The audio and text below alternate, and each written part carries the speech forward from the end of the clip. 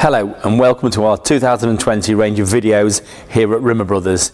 Now if you like and subscribe to our videos, there's going to be a £10 gift voucher for the best comment on each of our videos throughout 2020. I'm now going to fit the rear anti-roll bar links and D-bushes on this 2001 Defender 90.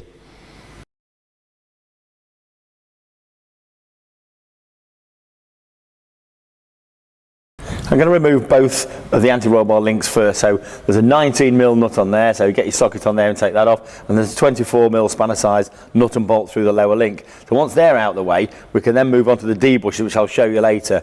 Now there's two M8 bolts to hold the D-bushes to the back subframe area, and there's no chance of you undoing them because they get corroded on the top and you just won't get a spanner on. So what I'm going to do is I'm going to cut both of the D-bush brackets off so we can remove the anti-roll bar altogether, and then I'm going to just cut both the bolts off this side and the other side, and then we'll put new ones in.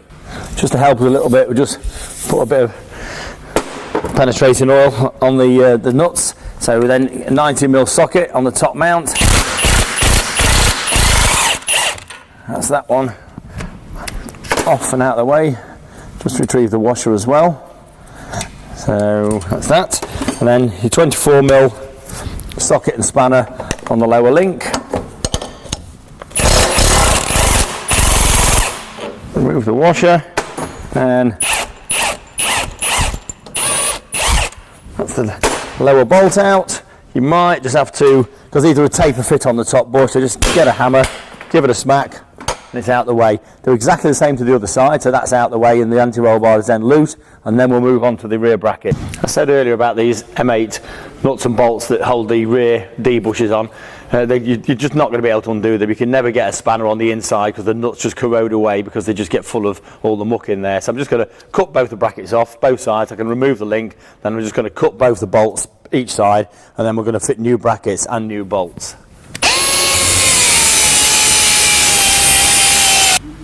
So I've just cut through the bracket there. I'm going to do the same on the other side, and then the same on the other side of the vehicle, just so that we can remove that lower link, get rid of the anti-roll bar altogether, and then I'll just cut the bolts off and I've got a little bit more room, and then the anti-roll bar isn't going to drop on my head.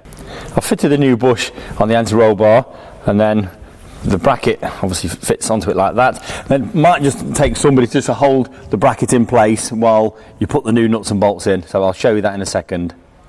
So now it's time to put the links on. So if you pop it through there, mount everything loosely so it all gets assembled fully before we tighten anything up, and just along there, put the bolt back through with the new bushes, the nut on there, and then do the same to the other side, and then we'll tighten everything up.